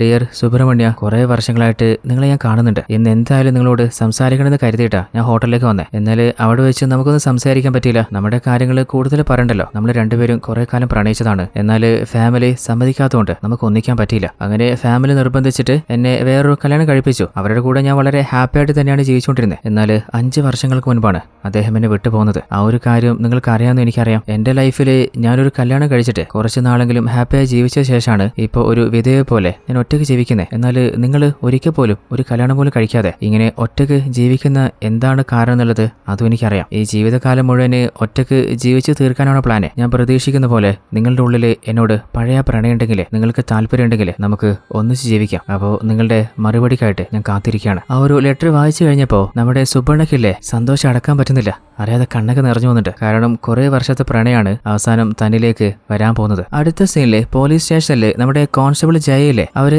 SIയുടെ റൂമിലേക്ക് വന്നപ്പോ കമ്പ്യൂട്ടറിൽ എന്തോന്ന് കണ്ടിട്ട് അവര് ഷോക്കായി പോകുന്നുണ്ട്. അതിനുള്ളിൽ SIയിലെ ആ റൂമിലേക്ക് വരികയാണ്. അപ്പോൾ ഒന്നും കാണാത്ത പോലെ ഒന്നും നടക്കാത്ത പോലെ റൂം ലോക്ക് ചെയ്തിട്ട് ജയ അവിടെ നിന്ന് തിരിച്ചു പോണ്. അപ്പോഴാണ് നമ്മുടെ ഇൻസ്പെക്ടർ വിളിച്ചു ചോദിക്കുന്നത് ആ ഒരു കേസിന്റെ തീരുമാനം എന്തായി? കൊലയാളി വിജയല്ലാന്ന് ഓൾറെഡി ഉറപ്പായിട്ടുണ്ട്. ദയ്യയുടെ യഥാർത്ഥ കൊലയാളിയെ തേടിയിട്ട് കുറെ നാളെ അലയാൻ തുടങ്ങിയിട്ട് അവനെ കിട്ടുന്ന കാര്യത്തിൽ ഒരു പ്രതീക്ഷയില്ല. എന്നാൽ പോലീസിനെ പേടിച്ചിട്ട് ഓടിപ്പോയ വിജയ് എങ്ങനെ കണ്ടുപിടിച്ചോ? അപ്പൊ SI അല്ല സാറേ, നിങ്ങളിത് ഏത് വിജയെ കുറിച്ചാ, ഏത് കേസിനെ കുറിച്ചാ പറയുന്നേ? എനിക്കറിയില്ലല്ലോ. അല്ല പിന്നെ സാറേ, ഞാനൊരു പോലീസുകാരൻ തന്നെയാ. അവനൊന്ന് കണ്ടുപിടിക്കാനേ എന്നെ കേടിയോ ഹെൽപ്പ് ചെയ്യുകയോ ചെയ്യാതെ എപ്പോഴും കുറ്റം പറഞ്ഞുകൊണ്ട് ഞാനാണ് കുറ്റവാളി എന്ന രീതിയിൽ എന്തിനാ സാറേ ഇങ്ങനെ എന്നെ ട്രീറ്റ് ചെയ്യുന്നത്? ആ വിജയ് അവൻ രക്ഷപ്പെട്ടു പോയിട്ട് ആത്മഹത്യ ചെയ്ത് മരണപ്പെട്ടു പോയെന്നും അവന്റെ ഡെഡ് ബോഡി കണ്ടെത്താൻ പറ്റിയിട്ടില്ലാന്നോ? ഈ ഒരു കേസ് ഞാൻ ക്ലോസ് ചെയ്യാം സാറേ. ഞാൻ ആ ഫയൽ സാർ അയക്കുന്നുണ്ട്, സാറിന് പറ്റുകയാണെങ്കിൽ സാറ് സൈൻ ചെയ്യും. അതും പറഞ്ഞിട്ട് SI ഫോണ് കട്ടിയാണ്. എന്നാൽ കോൺസ്റ്റബിൾ ജയിക്കും അതുപോലെ പോലീസ് ടീമിനൊക്കെ SIയുടെ പെരുമാറ്റത്തില് എന്തോ സംശയം തോന്നുന്നുണ്ട്. അങ്ങനെ അന്ന് രാത്രി തന്നെ നമ്മുടെ ജയയിലെ അവര് നേരെ പോകുന്നത് സുബണ്ണയുടെ ഹോട്ടലിലേക്കാണ്. അങ്ങനെ ഒരു ചായ പറയുന്നുണ്ട്. അങ്ങനെ ചായ കൊടുക്കുമ്പോൾ സുബണ്ണ പറയുന്നുണ്ട്, അല്ല ഈ ടൈമില് നിങ്ങളിങ്ങോട്ട് വരാത്താണല്ലോ? അത് സുബണ്ണ, ചില കാര്യങ്ങൾ നിങ്ങളോട് പറയാനുണ്ട്, നിങ്ങളൊന്ന് വന്നിരിക്കും. സുബണ്ണക്ക് വല്ലാതെ പേടിയാവുന്നുണ്ട്, പണിപ്പാളിയാ ഞാനും കുടുങ്ങോ. അങ്ങനെ ജയയിലെ അവര് എന്തോ സംസാരിക്കുന്നതിന് മുമ്പ് തന്നെ നമ്മുടെ SI അങ്ങോട്ട് വരികയാണ്. അല്ല ജയ, നീ എന്താ ഈ സമയത്ത് ഇവിടെ? ഒന്നുമില്ല സാറ്, ഒന്ന് ചായ കുടിച്ച് പോകാൻ കരുതിയിട്ട്. അല്ല സാറെന്താ ഇവിടെ? അത് ചെറിയൊരു കാര്യമുണ്ട്, എന്നാ ജയ നീ പോയിക്കോ. അങ്ങനെ ജയ അവിടുന്ന് പറഞ്ഞയച്ചിട്ട് നമ്മുടെ SI സുബണ്ണയോട് ചോദിക്കുന്നുണ്ട്, സുബണ്ണ കച്ചവടമൊക്കെ എങ്ങനെ പോകുന്നു? അപ്പൊ അങ്ങേരാണെങ്കിൽ എന്ത് പറയാൻ സാറേ, അങ്ങനെ പോകുന്നു. അല്ല സുബണ്ണ, നിങ്ങൾക്കൊരു അനിയൻ ഉണ്ടായിരുന്നില്ലേ ശേഖർ? അവനെ കണ്ടിട്ട് കുറെ നാളായല്ലോ, അവനിപ്പോ എവിടെയുള്ളേ? അതിനെ കുറിച്ച് ഒന്നും അറിയില്ല സാറേ. 2-3 മാസമായിട്ട് അവൻ ഈ ഭാഗത്ത് കണ്ടിട്ടില്ല. അവനെ വിളിച്ചിട്ടാണെങ്കിൽ ഫോണും പോകുന്നില്ല. അല്ല നിങ്ങളുടെ വീട് കൊള്ളാലോ. അങ്ങനെ വീട് മുഴുവനായിട്ട് ഒന്ന് ചെക്ക് ചെയ്ത് ചോദിക്കുന്നുണ്ട്. അല്ല സുബണ്ണ, നിങ്ങൾ മാത്രം ഒറ്റക്കാണ് സ്റ്റേ ചെയ്യുന്നത്? അതെ സാറേ, ഞാൻ മാത്രമേ ഉള്ളൂ. അല്ല വേറെ ആരും നിങ്ങളുടെ വീട്ടിലേക്ക് വരാറേ ഇല്ലേ? ഇല്ല സാറേ. അപ്പൊ SI എന്തിനാ സുബണ്ണ സത്യം പറ, ഇല്ല സാറേ, സുബണ്ണ ഒരു 3 ആഴ്ച മുമ്പ് നിന്റെ അനിയൻ ശേഖറില്ലേ നിന്റെ വീട്ടിലേക്ക് വന്നിട്ടുണ്ട്. എന്നാൽ വീട്ടിലേക്ക് വന്നിട്ട് പിന്നെ നിന്റെ അനിയൻ തിരിച്ചു പോയിട്ടേ ഇല്ല. അപ്പോ സത്യം പറ, നിന്റെ അനിയൻ ശേഖറിന് എന്താ സംഭവിച്ചത്? എന്നിട്ട് നമ്മുടെ SI ഇല്ലേ തന്റെ ഫോണിലെ ഒരു വിഷ്വല് സുബണ്ണയെ കാണിച്ചു കൊടുക്കാണ്. അതായത് ആ ഒരു കടയുടെ പുറത്ത് ഒരു CCTV ഉണ്ട്. അതിനെക്കുറിച്ച് SI ശ്രദ്ധിച്ചിട്ടുണ്ടായിരുന്നില്ല. അങ്ങനെ ഇരിക്കുകയാണ് നമ്മുടെ വിജയെ ഒരിക്കൽ തേടി ഇറങ്ങിയപ്പോ ആ ഒരു ക്യാമറ നമ്മുടെ SI ശ്രദ്ധിക്കുന്നേ. അങ്ങനെ ആ ഒരു ഫൂട്ടേജ് ഒന്ന് ചെക്ക് ചെയ്തപ്പോഴാണ് നമ്മുടെ സുബണ്ണയുടെ അനിയൻ ശേഖറില്ലേ അയാളുടെ വീട്ടിലേക്ക് കയറി പോകുന്ന വിഷ്വല് SI കാണുന്നത്. എന്നാൽ കുറെ ദിവസം കഴിഞ്ഞിട്ടും ഒരിക്കൽ പോലും വീട്ടിന്റെ ഉള്ളിലേക്ക് പോയ ശേഖർ പുറത്തേക്ക് വന്നിട്ടേ ഇല്ല. അപ്പോ അതിനെക്കുറിച്ച് അന്വേഷിക്കാനാണ് സുബണ്ണയെ കാണാനേ SI വന്നത്. അപ്പോ ഈ ഒരു CCTV വിഷ്വല് തന്നെ ആയിരിക്കാം കോൺസ്റ്റബിൾ ജയല്ലേ SIയുടെ കമ്പ്യൂട്ടറിൽ കണ്ടിട്ടുണ്ടായിരുന്നത്. ഇനിയും ഒന്നും ഒളിക്കാൻ നോക്കണ്ട. അപ്പൊ സത്യം പറ, നിന്റെ അനിയനെവിടെ? അപ്പൊ സുബണ്ണ, സാറേ നല്ല സത്യം പറയാം. സാറ് പറഞ്ഞ പോലെ അന്ന് രാത്രി ഒരു 7 മണിയായപ്പോ എന്റെ അനിയൻ ശേഖർ വീട്ടിലേക്ക് വന്നിട്ടുണ്ടായിരുന്നു. വീട് മുഴുവനായിട്ട് അവനെന്ത് തേടി നോക്കിക്കൊണ്ടിരിക്കുന്നുണ്ടായിരുന്നു. എന്നിട്ട് എന്നോട് പറഞ്ഞു എനിക്ക് കുറച്ച് പൈസ വേണം, അർജന്റായിട്ട് വേണം. എന്നാല് അവനിങ്ങനെ ഒരു ഏട്ടനുണ്ടെന്നുള്ള കാര്യം പോലും ഇടയ്ക്ക് എപ്പോഴെങ്കിലേക്ക് ഓർമ്മ വരും. അപ്പൊ ഞാൻ ചോദിച്ചു, അല്ല നീ എന്താ പൈസ ഇവിടെ വെച്ചിട്ടുണ്ടോ? വന്ന് ചോദിക്കുമ്പോൾ എടുത്തു തരാന്. അതേട്ടാ, ഞാൻ ഒരു വലിയ തെറ്റ് ചെയ്തു പോയി. ഇനി എനിക്ക് ഇവിടെ നിൽക്കാൻ പറ്റില്ല, രക്ഷപ്പെട്ടു പോയേ പറ്റൂ. നീ ഇനി എന്ത് വേണമെങ്കിലും ചെയ്തോ, എന്നാല് ഞാൻ ഉരുക്കി വേർത്തുണ്ടാക്കിയ എന്റെ പൈസയില് കൈവെക്കാന് ഞാൻ സമ്മതിക്കില്ല. മര്യാദക്ക് വീട്ടിൽ നിന്ന് പുറത്തുപോടാ. അങ്ങനെ അവനെ തള്ളിവിടുമ്പോ അവന്റെ ബാഗ് നിലത്ത് വീഴാണ്. അപ്പോ ബാഗിലുണ്ടായിരുന്ന പല സാധനങ്ങളും താഴെ വീഴുന്നുണ്ട്. അപ്പോഴാണ് ആ ഒരു ബാഗിൽ നിന്ന് കുറേയധികം ഫോട്ടോ വീണ് കാണുന്നത്. ആ ഒരു ഫോട്ടോ എടുത്ത് നോക്കുമ്പോൾ അതിൽ ഏതോ ഒരു പെൺകുട്ടി അവളുടെ ഹസ്ബൻഡുമായിട്ട് ചേർന്നിട്ടുള്ള പോലെ കുറേയധികം ഫോട്ടോസ് ഉണ്ട്. ആ ഒരു ഫോട്ടോ ഏതാന്ന് അവനോട് ചോദിക്കുമ്പോൾ അവനൊന്നും പറയുന്നില്ല. അതേതാന്ന് വെച്ചാല് കഥയുടെ ആരംഭത്തില് നമ്മള് മാനസികമായിട്ട് എന്തോ ഒരു ബുദ്ധിമുട്ടുണ്ടായിരുന്ന സിദ്ധു എന്ന ഒരു പയ്യനെ കണ്ടിരുന്നില്ലേ, അവനും ആ ഒരു പെൺകുട്ടിയും ചേർന്നിട്ടുള്ള ഫോട്ടോ ഉണ്ട്. അതായത് ഈ ഒരു പെൺകുട്ടി സിദ്ധുവിന്റെ ഭാര്യ തന്നെയായിരിക്കാം. അവൾക്ക് എന്തെങ്കിലും സംഭവിച്ചുകൊണ്ടായിരിക്കാം ചിലപ്പോ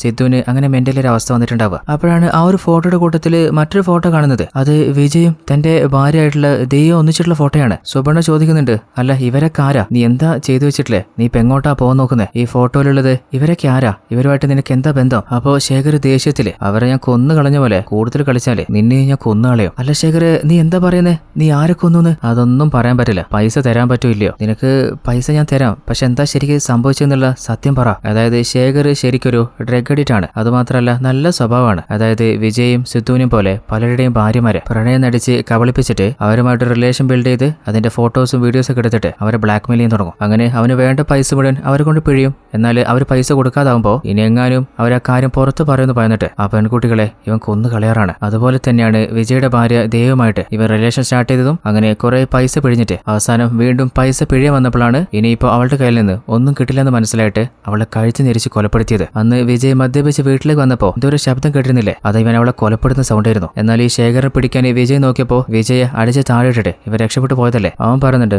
സുബോ പൈസ തന്നേക്ക്, ഇല്ലെങ്കിൽ ആ പെൺകുട്ടികളുടെ ഗതി തന്നെ ആയിരിക്കും തനിക്കും. അത് കേട്ടപ്പോ സുബണ്ണക്ക് ദേഷ്യം വന്നിട്ട്, നീ ഒരു ദ്രോഹി കൊലയാളി ആയിരുന്നല്ലേ, മര്യാദക്ക് എന്റെ കടന്ന് ഇറങ്ങി പോടാ. എന്നാൽ ശേഖർ സുബണ്ണെ തള്ളിവിട്ടിട്ട് അങ്ങേര് സമ്പാദിച്ചു വെച്ച പൈസ മുഴുവൻ എടുത്തു പോകാൻ നോക്കുമ്പോ അവന്റെ മുഖത്തൊന്നും കൊടുത്തിട്ട്, എന്റെ കഷ്ടപ്പാടും കൊണ്ട് നീ എങ്ങോട്ടാ പോകാൻ നോക്കുന്നത്? എന്നാൽ സുബണ്ണയുടെ അടി കൊണ്ടിട്ട് അവൻ താഴെ വീണില്ലേ, അപ്പൊ ബോധം പോയാലായിട്ടുണ്ട്. നീ എന്താ ശേഖരെ നിന്റെ ഡ്രാമ എന്റെ മുമ്പിൽ ഇറക്കുക, മര്യാദ എഴുന്നേറ്റോ. എന്നാൽ സുബണ്ണയുടെ അടി കൊണ്ടിട്ട് അവൻ താഴെ വീണില്ലേ, അപ്പൊ തന്നെ അവന്റെ തല നിലത്തടിച്ചിട്ട് ബ്ലഡ് ക്ലോട്ടായിട്ട് വീഴ്ച തന്നെ അവന്റെ കാര്യത്തിൽ ഒരു തീരുമാനമായിട്ടുണ്ട്. അങ്ങനെ ശേഖറിന് എന്താണ് സംഭവിച്ചെന്നുള്ള എല്ലാ സത്യങ്ങളും നമ്മുടെ സുബണ്ണ SIയോട് പറയുന്നുണ്ട്. അപ്പൊ SI, അല്ല സുബണ്ണ, നിങ്ങൾ പറയുന്നത് ഒരബദ്ധം പറ്റി. അല്ല അനിയന്റെ ബോഡി അതവിടെ? സാറേ എന്റെ ലൈഫ് എങ്ങനെയാന്ന് വെച്ചാല് ഇതുവരെ എനിക്കൊരു കല്യാണം കഴിക്കാൻ പറ്റിയില്ല. ആകെ ഉള്ളത് ഒരു ഹോട്ടൽ മാത്രം. അതും നടത്തിയിട്ട് ഉള്ളത് എന്താണോ കിട്ടുന്നത് അത് വെച്ച് സമാധാനത്തിൽ ജീവിച്ചുകൊണ്ടിരിക്കുക. കുറെ നാളായിട്ട് മനസ്സിൽ ഒതുക്കി വെച്ച ഒരു ജീവിതമുണ്ട്. ആ ഒരു ചെറിയ സ്വപ്നം കളഞ്ഞിട്ട് എനിക്ക് ഒരിക്കലും പോലീസ് സ്റ്റേഷൻ എന്ന് പറഞ്ഞ് അലയാൻ പറ്റില്ല. അതുകൊണ്ടാണ് എനിക്ക് അങ്ങനെ ചെയ്യേണ്ടി വന്നേ. അപ്പൊ SI, എങ്ങനെ ചെയ്യേണ്ടി വന്നേന്ന്? അപ്പോ നമ്മുടെ സുബണ്ണയില്ലേ പതിയെ തിരിഞ്ഞിട്ട് ഉള്ളിൽ കത്തിക്കൊണ്ടിരുന്ന അടുപ്പ് നോക്കുകയാണ്. അതായത് കുറച്ചു നേരത്തെ നമ്മൾ കരുതി എന്താ വിജയുടെ ബോഡിയാണ് സുബണ്ണ ആ ഒരു അടുപ്പിലിട്ട് കത്തിച്ചെന്നല്ലേ. എന്നാൽ ശരിക്കത് സുബണ്ണയുടെ അനിയൻ ശേഖറിന്റെ ബോഡിയായിരുന്നു. ഇതേ സീനാണ് കഥയുടെ ആരംഭത്തിൽ നമ്മൾ കണ്ടത്. ശരിക്ക് ശേഖരാരെന്ന് വെച്ചാല് സുബണ്ണയുടെ നേരെ അനിയനല്ല, അങ്ങേരുടെ അച്ഛന്റെ രണ്ടാമത്തെ ഭാര്യയിലെ മകനാണ്. അത് കേട്ടപ്പോ SI ഷോക്കായി ചോദിക്കുന്നുണ്ട്, എന്തൊക്കെ പറഞ്ഞാലും നിന്റെ അനിയനെ നീ മുറിച്ച് അടുപ്പിലിട്ട് കത്തിച്ചു എന്നോ? അതവിടെ കേട്ടെ ആ വിജയ് അവനോടാ. അപ്പൊ സുബണ്ണ, ഏത് വിജയ്? എന്താ സാർ നിങ്ങൾ പറയുന്നത്? വെറുതെ കളിക്കാന്ന് കരുത്. നിന്റെ അനിയൻ മാത്രമല്ല വിജയും നിന്റെ വീട്ടിലേക്ക് വന്നിട്ടുണ്ട്. അങ്ങനെ ആ ഒരു ഫുട്ടേജ് കാണിക്കുമ്പോൾ സുബണ്ണ പറയുന്നുണ്ട്, സാറേ വിജയ് ഞാൻ ഒന്നും ചെയ്തതല്ല. ഓൾറെഡി എന്റെ അനിയൻ അവന്റെ ഭാര്യയെ ചതിച്ച കാര്യം ആ ഫോട്ടോയിലൂടെ ഞാൻ കണ്ടിരുന്നില്ലേ. അങ്ങനെ ഇരിക്കുകയാണ് എന്റെ വീട്ടില് അവൻ ഒളിച്ചിരിക്കുന്ന ഞാൻ കാണുന്നത്. അപ്പോ എന്റെ അനിയൻ കാരണമാണ് അവന്റെ ലൈഫിൽ ഇങ്ങനെയൊക്കെ സംഭവിച്ചെന്നറിഞ്ഞപ്പോ അവനൊന്ന് ഹെൽപ്പ് ചെയ്യണമെന്ന് മാത്രമേ ഞാൻ കരുതിയുള്ളൂ. അതുകൊണ്ടാണ് വെടിയേറ്റ് അവൻ വീട്ടിലേക്ക് വന്നപ്പോ അവന് ഞാനൊരു അഭയം കൊടുത്തത്. എന്നാൽ പോലീസിന് ഭയന്ന് ജനങ്ങൾ ഭയന്നിട്ട് എനിക്ക് അവന് ട്രീറ്റ്മെന്റ് ചെയ്യാൻ പറ്റിയില്ല. അങ്ങനെ അവൻ മരണപ്പെട്ടു പോയിരുന്നു. അപ്പൊ SI, അല്ല വിജയുടെ ബോഡി എവിടെ? അപ്പോ അങ്ങേര് പറയുന്നുണ്ട്, എന്റെ അനിയൻ എന്താണോ ഞാൻ ചെയ്തത് അത് തന്നെയാ അവന്റെ ബോഡി ഞാൻ ചെയ്തത്. അതായത് രണ്ടുപേരെയും അങ്ങേര് ആ ഒരു അടുപ്പിലിട്ട് കത്തിച്ച് കളയായിരുന്നു. അത് കേട്ടപ്പോൾ എസ് ഐക്ക് എന്താണ് ചെയ്യണമെന്ന് അറിയുന്നില്ല. സുപർണ പറയുന്നുണ്ട്, സാറേ ഇതൊന്നും വേണമെന്ന് വെച്ച് ചെയ്തതല്ല, ആക്സിഡന്റലി സംഭവിച്ചു പോയതാ. ടെൻഷൻ കുറയ്ക്കാൻ ഞാനൊരു ചായ എടുക്കട്ടെ. അങ്ങനെ എസ് ഐ ആ ഒരു ചായയും കുടിച്ചിട്ട് സുപർണയോട് ചോദിക്കുന്നുണ്ട്, അപ്പോ നമ്മൾ പോവല്ലേ? അല്ല സാറേ എങ്ങോട്ട് പോവല്ലേന്ന്? എങ്ങോട്ടെന്നോ? സ്റ്റേഷനിലേക്ക് 2 ആൾക്കാരെ കൊലപ്പെടുത്തിയിട്ട് അവരുടെ ബോഡി കത്തിച്ചളഞ്ഞ് നിന്നെ ഞാൻ എങ്ങോട്ടും കൊണ്ടോട്ടെ? ജയിലിലേക്കല്ലാതെ. അപ്പൊ സുപർണ, സാറേ എനിക്ക് എങ്ങോട്ടും വരാൻ പറ്റില്ല. സാർ ഒരു കാര്യം ചെയ്യ്, ഇവിടെ അടുത്ത് വന്നിരിക്കും, എനിക്കൊരു കാര്യം പറയാനുണ്ട്. അല്ല ഞാനാണ് അവർ രണ്ടുപേരും കൊലപ്പെടുത്തിയെന്ന് തെളിയിക്കുന്ന എന്ത് എവിഡൻസ് നിങ്ങളുടെ കയ്യിലുള്ളത്? അപ്പോ എസ് ഐ ചിരിച്ചുകൊണ്ട് പറയുന്നുണ്ട്, ആഗ്രഹിച്ച് കഷ്ടപ്പെട്ട് പഠിച്ച് കോൺസ്റ്റബിളായി പതിയെ പല കേസും സോൾവ് ചെയ്ത് എസ് ഐ ആയ എന്നോട് തന്നെ എവിഡൻസ് എന്താ ഉള്ളതെന്ന് ചോദിക്കാല്ലേ. എന്നിട്ട് പതിയെ കൂട്ടിക്കൊണ്ടുപോയിട്ട് ഒരു ചെറിയ ക്യാമറ കാണിച്ചു കൊടുക്കാണ്. ഇതിന്റെ പേരാണ് സ്പൈ ക്യാമറ. അപ്പോ സുപർണ, നിങ്ങളിപ്പോ പറഞ്ഞില്ലേ എല്ലാ കാര്യവും വീഡിയോ ഓഡിയോ അടക്കം ഇതിൽ റെക്കോർഡായിട്ടുണ്ട്, നിങ്ങൾ പറഞ്ഞത് കേൾക്കണോ? അങ്ങനെ അത് ഓൺ ചെയ്യാൻ നോക്കുമ്പോൾ അത് ഓൺ ആവുന്നില്ല. അല്ല ഇതെന്താ പറ്റിയേ? അങ്ങനെ തുറന്നു നോക്കുമ്പോൾ അതിൻ്റെ ഉള്ളിൽ ബാറ്ററി ഇടാൻ മറന്നുപോയിട്ടുണ്ട്. അത് കണ്ടപ്പോൾ സുപർണയ്ക്ക് ചിരി അടക്കാൻ പറ്റുന്നില്ല. വലിയ എസ് ഐ ആയിട്ട് ഒരു ബാറ്ററി പോലും ഇടാൻ മറന്നുപോയില്ലേ? അപ്പൊ എസ് ഐ മര്യാദ കൂടെ വന്നോ? എന്നാലും സുപർണ ആണെങ്കിൽ ഒരു എവിഡൻസ് പോലും കളക്ട് ചെയ്യാൻ അറിയാത്ത തന്റെ കൂടെ വന്നിട്ട് ഞാൻ എന്ത് ചെയ്യാനാ? ആദ്യം ഒരു കാര്യം ചെയ്യ്, സാറ് പോയിട്ട് ബാറ്ററി കെട്ടിട്ട് ആ ക്യാമറ എടുത്തിട്ടോ. ഞാൻ ആരെയും കൊലപ്പെടുത്തിയിട്ടില്ല, അവർ രണ്ടുപേരുടെ മരണം ആക്സിഡന്റലി സംഭവിച്ചതാ. നിങ്ങളിപ്പോ ഈ ഒരു ക്യാമറയിലെ ബാറ്ററി ഇടാൻ മറന്നില്ലേ? ഇതൊരു ആക്സിഡന്റ് പോലെ തന്നെയല്ലേ? അതുപോലെ പ്രതീക്ഷിക്കാതെ സംഭവിച്ചതാ. അല്ല എസ് ഐ സാറേ, സാറിന്റെ ഭാര്യയെ തന്നെ മര്യാദ നോക്കാൻ പറ്റുന്നില്ല, എന്നിട്ടാണോ ഈ ഒരു കേസിൽ തെളിവുണ്ടാക്കുന്നത്? അത് കേട്ടപ്പോ എസ് ഐക്ക് വല്ലാതെ പ്രഷർ ആയിട്ടുണ്ട്. അതിൽ സുപർണയുടെ തല പിടിച്ചിട്ട് ആ ഒരു ചുമരിലടിക്കുകയാണ്. പെട്ടെന്ന് സുപർണ മയങ്ങി താഴെ വീഴാണ്. എന്താ പറ്റിയെന്ന് നോക്കുമ്പോൾ അവിടെ ചുമരിലായിട്ട് ഒരു ആണി ഉണ്ടായിരുന്നു. ശരിക്കും എന്താ സംഭവിച്ചെന്ന് വെച്ചാല് എസ് ഐ സുപർണയുടെ തല പിടിച്ചിടിച്ചില്ലേ, ആ ചുമരിലൊരു ആണി അങ്ങനെ തലയിൽ കയറിയിരുന്നു. അങ്ങനെ സുപർണയും മരണപ്പെട്ടു വരുന്നുണ്ട്. അവസാനം പോലീസുകാരൻ തന്നെ ആക്സിഡന്റില് ഇപ്പൊ ഒരു കൊലപാതകം ചെയ്തില്ലേ. ഓൾറെഡി തന്റെ ഭാര്യ, സീനിയേഴ്സ് ഒരുപാട് പ്രശ്നമുണ്ട്. പോലീസ് ആണെങ്കിലും കൊലപാതകം തന്നെയല്ലേ. നീ ഇപ്പൊ എന്താ ചെയ്യാ? എന്തായാലും ഈ സുപർണ എന്താണോ ഇതുവരെ ചെയ്തത് അത് തന്നെ ചെയ്യന്നെ. അങ്ങനെ അയാളുടെ ബോഡിയും അതേ അടുപ്പിലിട്ട് കത്തിച്ചിട്ട് അവിടുത്തെ ബ്ലഡ് സ്റ്റെയിനുകളും എല്ലാ എവിഡൻസും ക്ലിയർ ചെയ്തിട്ട് അവിടുന്ന് തിരിച്ചു പോകാൻ നോക്കുമ്പോൾ പെട്ടെന്ന് നമ്മുടെ എസ് ഐക്ക് തല ഇറങ്ങാണ്. അങ്ങനെ അയാളെ താഴെ വീണിട്ട് സ്പോട്ടിൽ തന്നെ അയാൾ മരണപ്പെട്ടു പോവാണ്. അതായത് ഓൾറെഡി സുപർണക്ക് ഉറപ്പായിരുന്നു ഈ എസ് ഐ എന്തായാലും തനിക്ക് പണി തരും, തന്നെ അറസ്റ്റ് ചെയ്ത് കൊണ്ടുപോകാതെ ഇവിടുന്ന് പോവില്ല. അപ്പോ അങ്ങനെ ഉണ്ടായി കൊടുത്ത ആ ഒരു ചായല് നല്ല വിഷം കലക്കിയിട്ടുണ്ടായിരുന്നു. ആ ഒരു ചായയാണ് നമ്മുടെ എസ് ഐ കുടിച്ചതും അങ്ങനെയാണ് പടാകുന്നത്. അങ്ങനെ അടുത്ത ദിവസം നമ്മുടെ എസ് ഐയുടെ ബോഡി കണ്ടെത്തിയിട്ട് പോലീസ് ടീം തടിച്ചുകൂടാണ്. അങ്ങനെ എസ് ഐയുടെ ബോഡി അവിടെ നിന്ന് കളക്ട് ചെയ്ത് കൊണ്ടുപോകുന്നുണ്ട്. എന്നാൽ അവസാനം നമ്മുടെ സുപർണയുടെ ഗേൾഫ്രണ്ട് ആയിട്ടുള്ള സുജിയിലെ ആ ഒരു ലെറ്ററിന് മറുപടി കിട്ടിയില്ലല്ലോ. അപ്പോൾ സുപർണയെ നേരിട്ട് കാണാൻ വരുമ്പോൾ ശരിക്ക് അങ്ങനെയൊക്കെ എന്താ സംഭവിച്ചെന്നുള്ള ഏകദേശം എല്ലാ കാര്യങ്ങളും നമ്മുടെ കോൺസ്റ്റബിൾ ആയിട്ടുള്ള ജയയിലെ അവരോട് ഓൾറെഡി പറഞ്ഞിട്ടുണ്ടായിരുന്നു. അതായത് എസ് ഐയുടെ കമ്പ്യൂട്ടറിൽ ഓൾറെഡി സുപർണയുടെ അനിയനും വിജയും ഈ ഒരു കടയിലേക്ക് വന്നത് അവരും കണ്ടിരുന്നില്ലേ. അതിനെക്കുറിച്ച് ചോദിക്കാനാണ് ഒരിക്കൽ സുജയ് വന്നിട്ടുണ്ടായിരുന്നത്. എന്നാൽ അതിനിടയിലാണ് എസ് ഐ വന്ന് കുടുങ്ങുന്നതും അവസാനം അങ്ങേര് മരണപ്പെട്ടു പോകുന്നതും. അങ്ങനെ സുജ ആ ഒരു കടയുടെ ഉള്ളിലേക്ക് വന്നപ്പോൾ നമ്മുടെ ഹീറോയിലെ ഓൾറെഡി സുജയ്ക്ക് എഴുതി വെച്ച മറുപടി കത്ത് കാണാണ്. നിന്റെ കൂടെ ജീവിത അവസാനം വരെ ജീവിക്കാൻ എനിക്ക് സമ്മതാണെന്നാണ് അതിൽ എഴുതിയിട്ടുള്ളത്. എന്നാൽ